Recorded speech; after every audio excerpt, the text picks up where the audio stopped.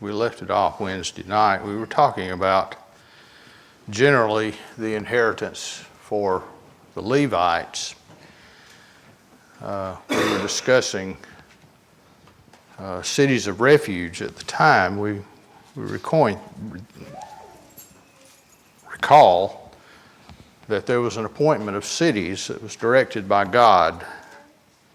And this went all the way back to Exodus, the 21st chapter, and Numbers 35, and Deuteronomy, where Moses instructs the children to appoint these cities for the Levites. Now, we do remember why the Levites were appointed cities. They were not to receive any special land appointments as the other tribes were. And we spoke specifically about cities of refuge at the time. In Joshua 20, in the first verse, it says, "And the Lord said to Joshua, say to the people of Israel, appoint cities of refuge of which I spoke to you through Moses, that the manslayer who strikes any person without intent or unknowingly may flee there. They shall be for you a refuge from the avenger of blood." And we know that the avenger of blood was a relative of the deceased person who was to execute the judgment and the punishment upon someone who killed another one, particularly that person's immediate relative. In the fourth verse, he says, "He shall flee to one of these cities and shall stand at the entrance of the gate of the city and explain his case to the elders of that city. Then they shall take him into the city and give him a place, and he shall remain with them."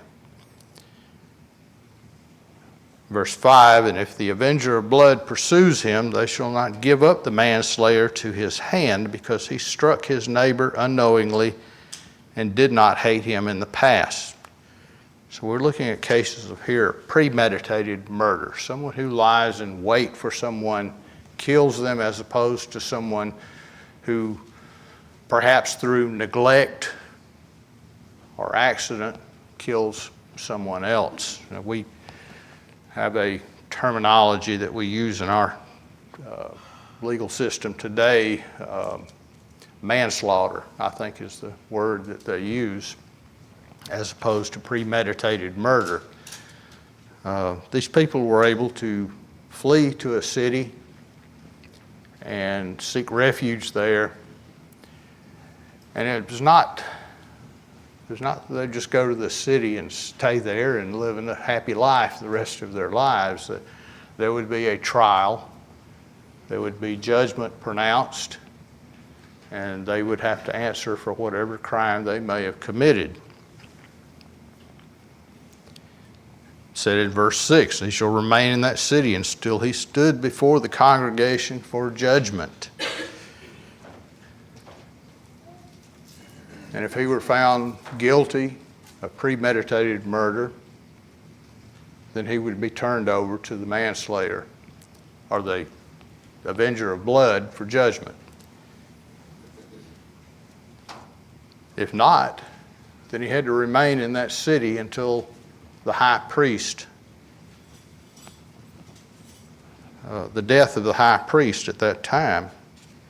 And then the manslayer may return to his own town and to his own home, to the town which he fled." So even if he were not guilty of premeditated murder, there was still a punishment that had to be meted, and that was to remain in that city until the death of the high priest.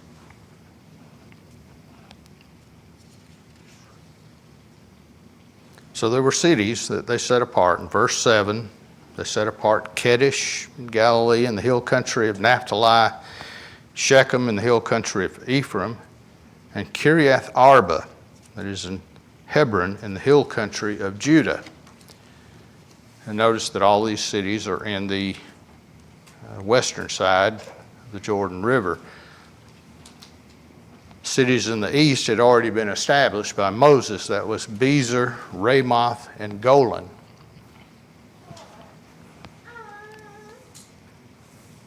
So if we have any questions about cities of refuge or any observations you want to make about cities of refuge, go ahead and do so at this time. Otherwise, we'll move on to generally the cities of the Levites in Joshua, the 21st chapter. It begins in verse 1, "Then the heads of the fathers' houses of the Levites came to Eleazar the priest and said to Joshua the son of Nun, and to the heads of the fathers' houses of the tribes of the people of Israel. And they said to them, at Shiloh in the land of Canaan, the Lord commanded through Moses that we be given cities to dwell in, among with their pasture lands and our livestock. So by the command of the Lord, the people of Israel gave to the Levites the following cities and pasture lands out of their inheritance." And this is scattered throughout several verses in there. Joshua 21 verses 4 and 5, 8 through 19, and 20 through 26. So we'll just briefly go over these and summarize them. The first lot came out for the clan of Kohath, the clan of Moses and Aaron, the priestly family. These priests were direct descendants of Aaron, and thus the clan of Kohath. They received 13 cities in the portions of Simeon, Judah, and Benjamin. Now I've got a map up on the wall, and once again, I'm sure there's absolutely no hope you'll be able to read those small, the type that's on that map. So I had to highlight them with some arrows to kind of just give you a general idea of where these cities are. The cities included Hebron, which was also a city of refuge, Libnah, Debir, Beth Shemesh, which was out of the land of Judah, Simeon. And then there was the town of Gibeon, Geba, Anathoth, which came out of the area of Benjamin. And the city of Hebron itself was given to the priests, but the surrounding villages and fields belonged to Caleb. We've already discussed that. Caleb had his own inheritance in this land. And we notice that these cities were in the southern part of the land on the west side of the Jordan. I probably should advance that map right about here. And the rest of the Kohathites, those not in the direct lineage of Aaron, and therefore not priests, received 10 cities from Ephraim, Dan, and the half-tribe of Manasseh on the west side of the Jordan. These cities included Shechem, a city of refuge, Gezer, my hometown, Beth-boron and Ephraim from Eltekeh, Gibbethon, Aijalon from Dan, and Taanach from Manasseh. And notice that these cities were in the central portion of the land on the west side of the river.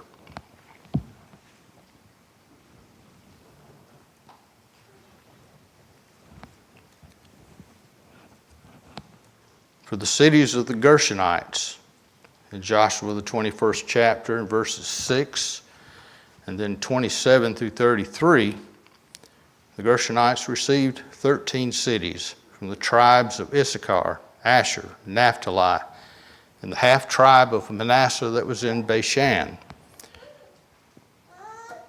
Some of the cities that are well known among these is Golan, the northernmost city of refuge on the east side of the Jordan, and Kedesh in Naphtali, which is also a city of refuge.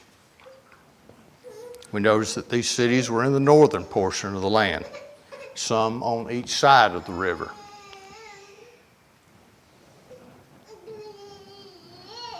In the cases of the Merarites, they received 12 cities from the tribes of Reuben, Gad, and Zebulun.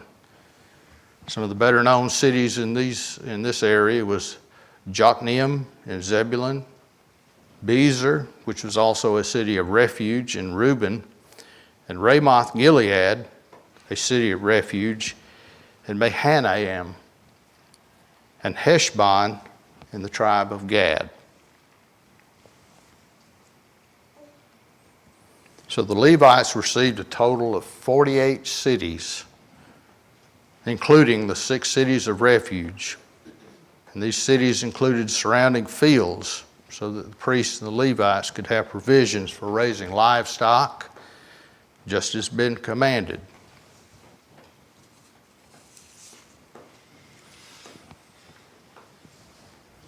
And we notice also they live scattered among the tribes.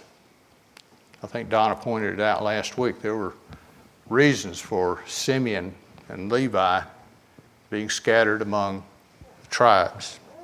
It had to do with Genesis 24 and their sin considering the men of Shechem.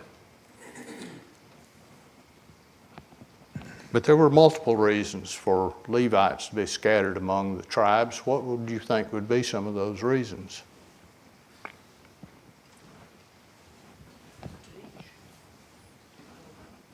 Very good. That's one. That's what I had written down.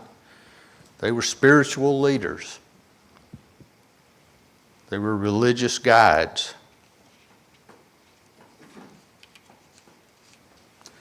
And it says that they were to have these cities. There was a description, I think, in the book of Numbers. Yes, Donald?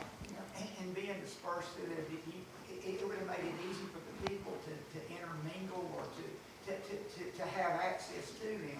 Because normally what you think of is how, we're in this group, we tend to stay over here and they're in that group.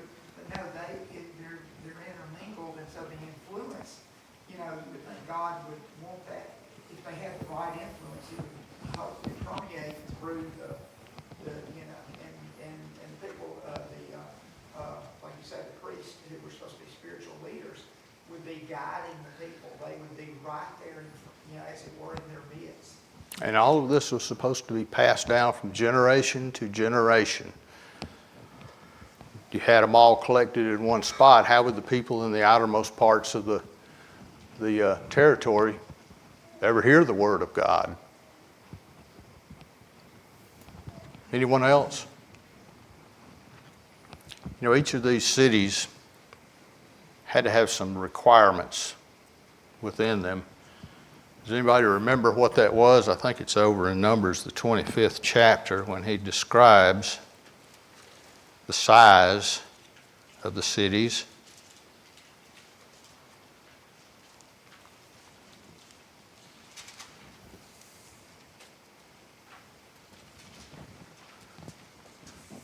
I hope I've got my reference correct.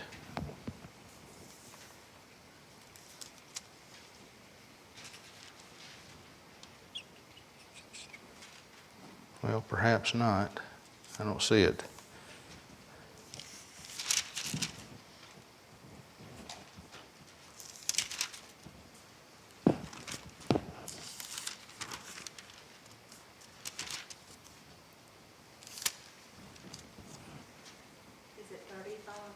Maybe you're right. I'm looking at my number on here, and my numbers is 35, not 25. I'm sorry.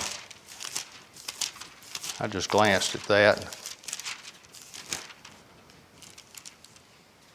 Yeah. It talks about common land, so let's thank you for letting me know. It talks about the common land of the cities which you will give to the Levites. This is in verse 4 of chapter 35. Shall extend from the wall of the city outward 1,000 cubits all around. That's about 1,500 feet for us, different measure scale.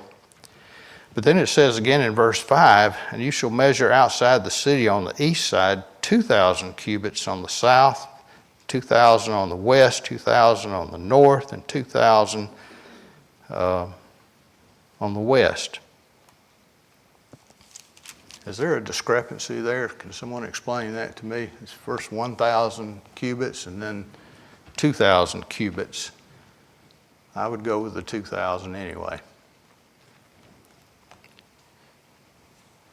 Now among the cities which you will give to the Levites, you shall appoint 6 cities of refuge. Of course, we've already discussed that. Is there anything else we need to add to the cities of the Levites? It says something about pasture land, maybe the 1,000 cubics was pasture land, and the city itself is 2,000, maybe, I'm not sure. Yeah, I'm looking at this thing, and it's saying in one verse it says measure, or it was to be 1,000 cubits from the walls of the city, and then in the next verse it goes to 2,000. Donald, you have a thought on that? Buffer zone, as it were, instead of, like being exact, we're gonna make it, and then, here's the, it's almost like a buffer zone or something like that. So, it's kind of, like we might say, kind of rounded off, not just, not being perfectly, right here. Yeah. Don't go 1 inch over here, no. It's kind of, maybe that's a buffer zone or something. Could be.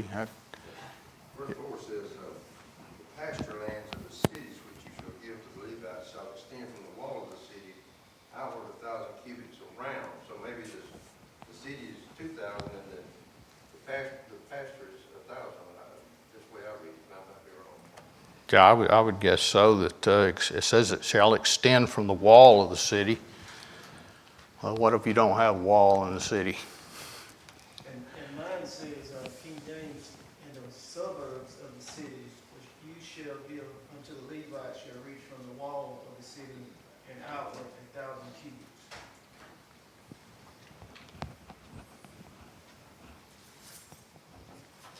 I think that's one of those questions that's always going to be a little fuzzy to us. Not that it makes a great deal of difference to us now. Anyone else have a comment they want to make about that? I think, having the different translations, and I only have the New King James translation up here, and it just speaks about common land.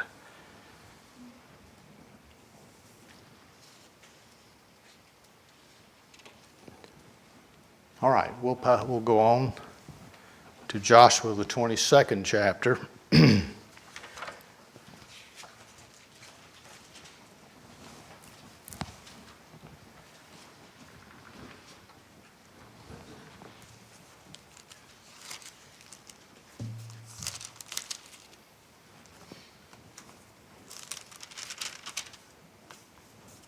It reads thus.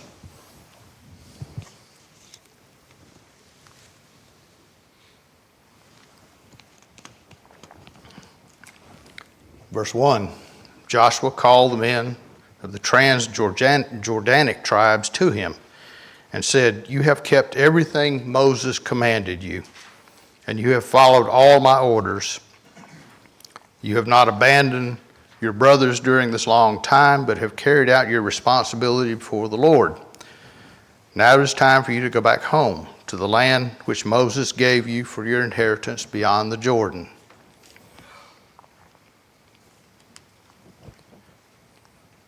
But he continues and says, "Take careful heed to do the commandment and the law which Moses, the servant of the Lord, commanded you, to love the Lord your God, to walk in all his ways, to keep his commandments, to hold fast to him, and to serve him with all your heart and with all your soul." So Joshua blessed them and sent them away, and they went to their own tents.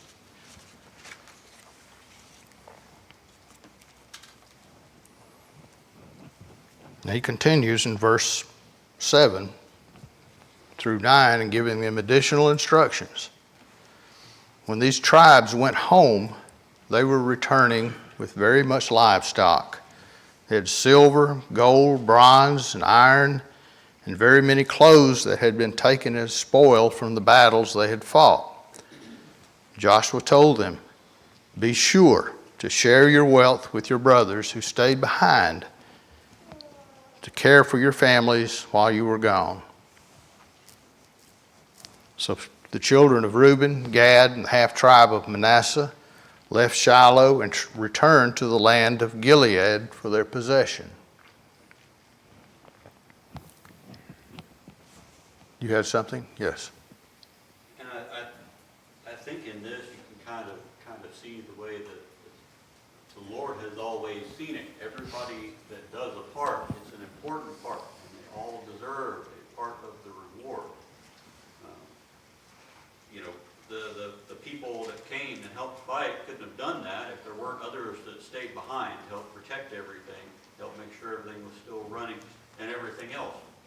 And you can it's a good parallel for this, for the way it is today. You know, everything that we're told to do, every job that we do, everything that happens around here is not the big glamorous stuff, but it's all necessary.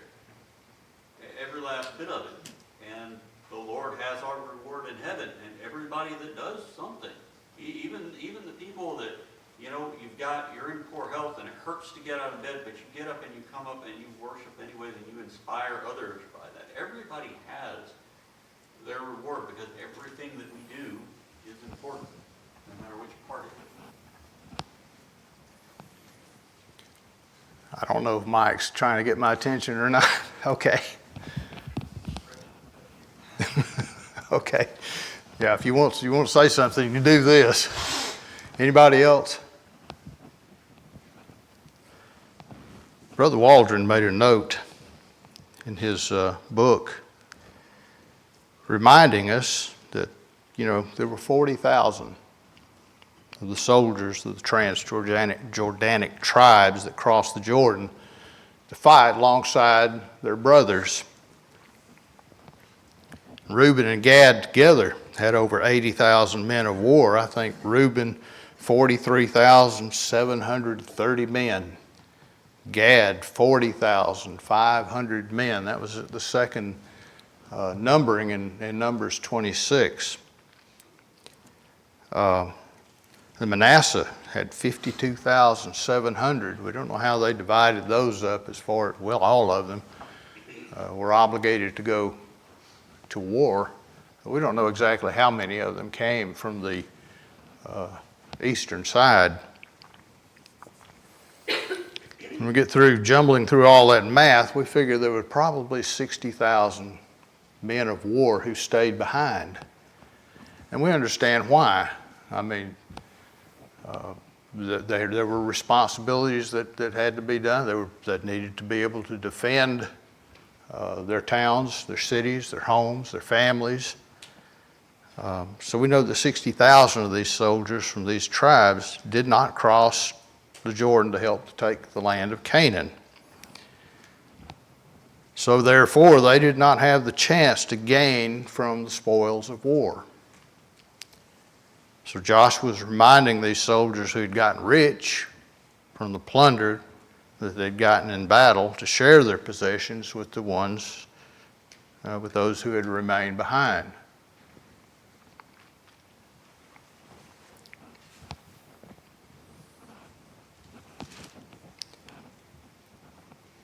And just when you think everything's all hunky-dory and there'll be no more drama, everybody's going home. Verse 10.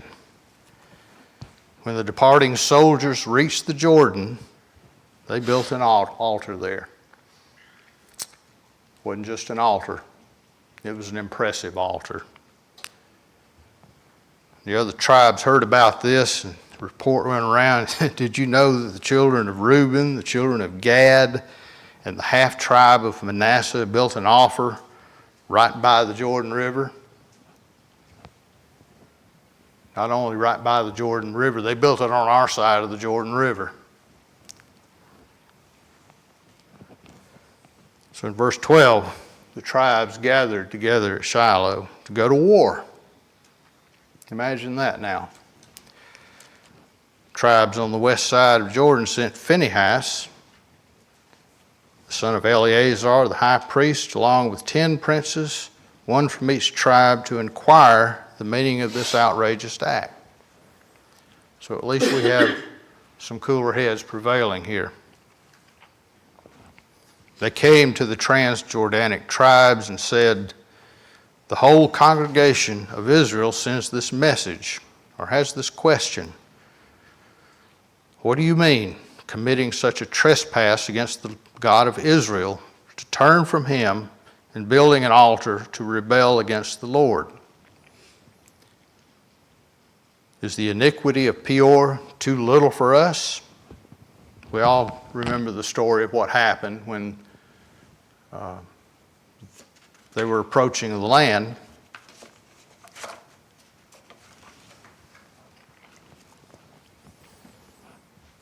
Is the iniquity of Peor too little for us, so that you have to go and add to it? We still have not cleansed ourselves from the transgression for that transgression to this day. Today you rebel against Jehovah, and tomorrow his wrath will be upon all Israel. Now if the land of your possessions is unclean, then come over to the land of the Lord's possession, where his tabernacle remains. But do not rebel against the Lord in building an altar in addition to the altar which belongs to God. Didn't Achan sin this way? And wrath fell upon the whole congregation. The tribes of Reuben, Gad, and the half-tribe of Manasseh answered, the mighty one, God, Jehovah, the mighty one, God, Jehovah. He knows. And Israel will also know, if it is in rebellion we have built this altar. Let the Lord exact the penalty of us if we have not built this altar for a conscientious purpose. In time to come, your descendants may say to our descendants, you have nothing to do with Jehovah, the God of Israel, because the Lord hath made the Jordan a boundary between us. You have no part in the things of Jehovah. In this way, you might make our children cease to fear Jehovah. Therefore we thought that we would prepare an altar, not for burnt offering or sacrifice, but to be a witness between us from now on. This way, if your children should say to our children, you have no part in the worship of Jehovah, our children can say, look at the pattern of this altar. It is built after the pattern of the Lord's altar to be a witness that we do have a part in the worship of Jehovah. It is the farthest thought from our minds to rebel against Jehovah by building an altar for sacrifice in addition to the altar of Jehovah. When Phinehas and the princes of Israel heard the response of Reuben, Gad, and the half-tribe of Manasseh, it pleased them well. And they said, today we know that Jehovah is in our midst, because you have not sinned against the Lord by doing this deed for the right purpose. You have delivered us from the hand of the Lord. Sometimes intentions do mean something. When the delegation returned and reported to the other tribes, they were pleased and made no more plans to go to war. In keeping with their purpose in building the altar, the tribes of Reuben, Gad, and the half-tribe of Manasseh called the name of their monument altar Ed, which means witness. Yes, sir. Yeah, I'm sorry, Marcus. Experience with something like this in my family. I had a family that was in one state, and then, one guy got married, moved to a different state, had kids, and then all the rest of that family kind of just treated them different. Like they weren't really part of the family, They do it because the parents didn't like the reason he moved off, the first guy moved off in the first place, and so all the kids were different. And so this is kind of what they're trying to say. Look, just because we're over here doesn't mean that later on y'all can forget and decide that we're not part of y'all. But the other thing is, this is an excellent example of how we can resolve conflict. Yes, they gathered everybody together and prepared just in case there was a problem and they would need to make war, but they sent people that would speak to them, that spoke to them clearly, that said, hey, are you doing this? You know, this is not something that should be done. Are you really doing this? There's going to be a problem if you did. And then the other guys, you know, they were willing to listen while the other people clearly explained the intention and everything else behind it. And, you know, far too often today, you could see somebody, they're all gathering for war, we just need to not listen to anything they say because they're only going to come and force whatever they're wanting to talk about on us. You know, there's no discussion with people a lot of times, no honest discussion. And it really hurts because how many conflicts that we have could be solved better if we didn't let our feelings get in the way of what the people are actually trying to do, which is make sure that nobody is doing anything wrong. Very good.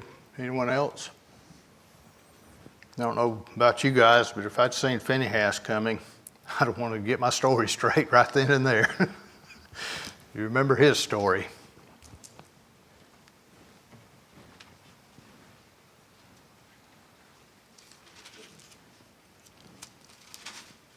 So if we're through with that section, we'll go on and speak. Well, let's go back to Joshua, the 21st chapter, for just a moment. This is a section that's called the fulfillment of the Lord's promise. It's in Joshua 21. In verse 43, it says, "Thus the Lord gave to Israel all the land that he swore to give to their fathers, and they took possession of it, and they settled there.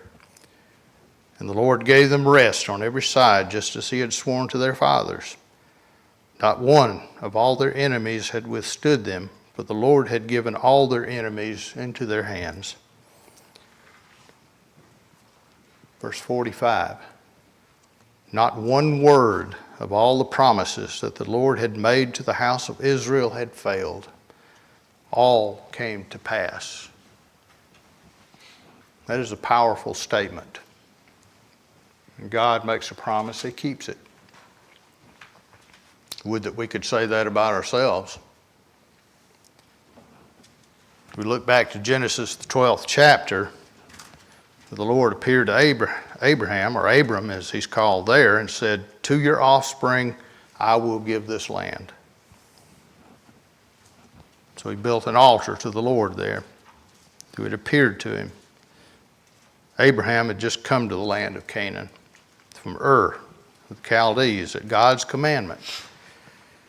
At Shechem, which was his first camping place, God made this promise that someday he would give that land to the descendants of Abraham. That day has come.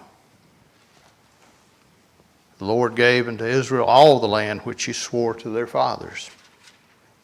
Not one of their enemies was able to stand before them. They've conquered the land and they dwell in it. The Lord has given them rest from their warfare. They still have a job to do. They still have to drive out all the idolatrous people.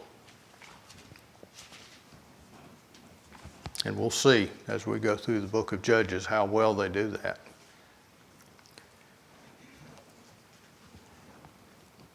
Back to chapter 23. It reads, "After a long time, when the Lord had given rest to Israel from all her enemies, Joshua was now very old." Now we remember putting together our math skills from the 14th chapter, that this time had passed, it was about 20 years. Remember when they finished their conquest of the land, that Joshua was about 90 to 95 years old. And he's very old now. We would assume that he's approaching that 110-year mark of his death. So we count that that's about 20 years from the time they had finished conquering the land to this point. He calls the leaders of the tribe of Israel to him and said, "I am old and well advanced in years. You have seen all that Jehovah has done to the nations around you. He has fought for you to give you this land. I have allotted the nations that remain to you as an inheritance, along with the land already conquered. The Lord will continue to be with you to finish your task. You must be courageous to do all that God has spoken in the law.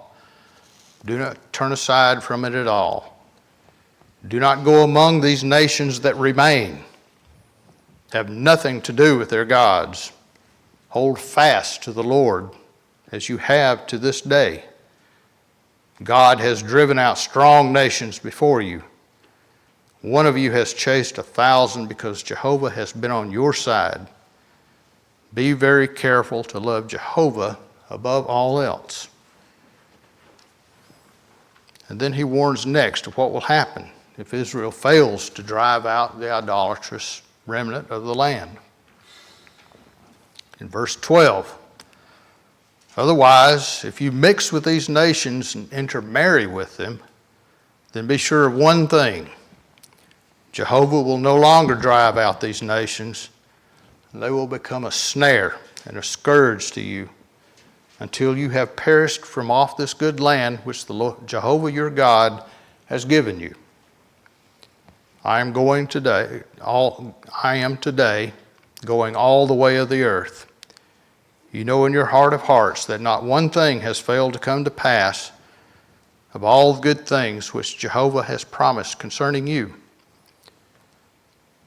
Now, just as all these good things have come to pass, if you forsake him and go to serve other gods, so evil will come upon you. If you forsake the Lord, then his anger will be kindled against you, and you will quickly perish off this good land. How many times have they been told that? Moses told them that over and over and over in the book of Deuteronomy. It should be clear in their heads right now that blessings come from obedience, curses come from disobedience. Yes, sir. Reminds me of something that's going to come up further. And say, if I sent you to people, if I sent you to a strange people, they'd listen. Mm-hmm. But here, these guys, they've been told over and over and over again, they harden their heads and their hearts, and they won't listen.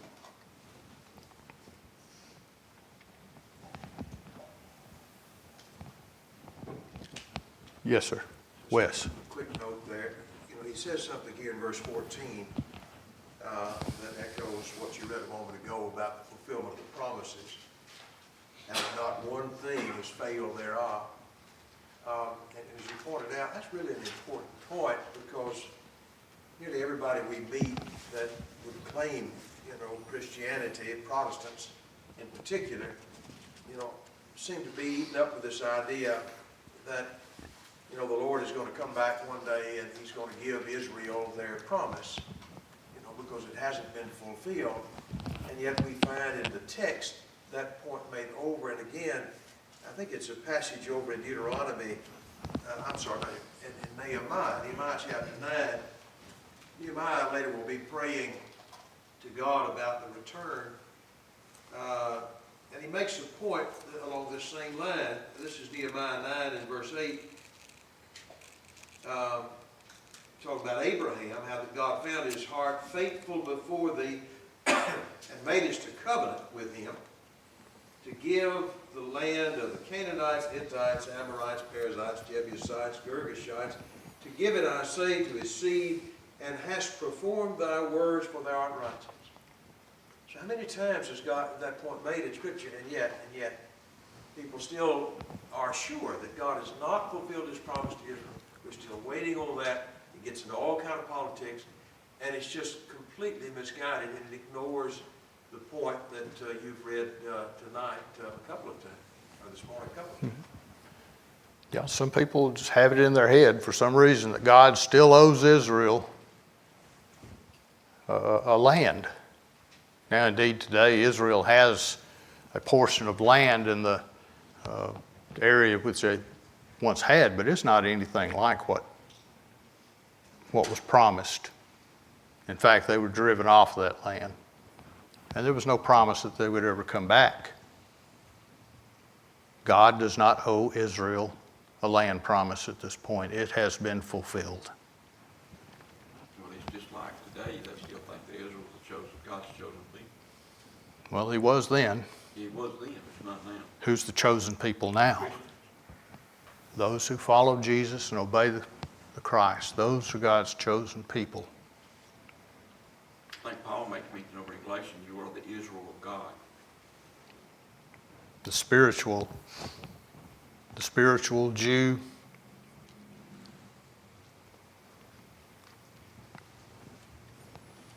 We've got about a minute left. I'm not even going to try to get into the last chapter of this thing because there's so much to talk about there.